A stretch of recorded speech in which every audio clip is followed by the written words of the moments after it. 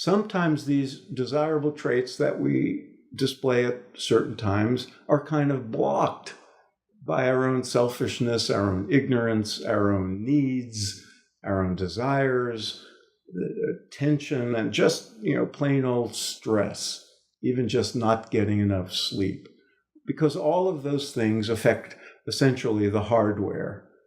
They affect the hardware of the brain and the nervous system, and therefore the quality of our behavior and perceptions.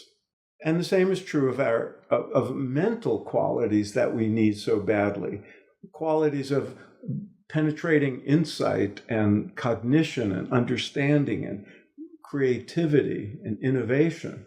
Those too vary, just as emotional qualities do, among individuals and within individuals.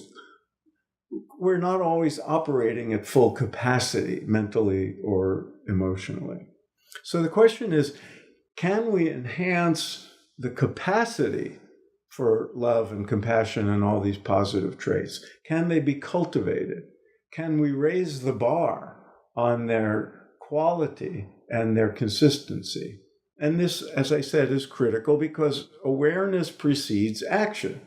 And everything we do flows from the quality of our thoughts and feelings, which depend in turn on the condition of our hearts and minds, or of our brains and nervous system, if you want to think of it physically, our state of consciousness, if you will. And that variable has to be part of the equation, or else we'll continue to make mistakes and engage in actions that have unforeseen consequences that could have been averted. We need an inner ecology.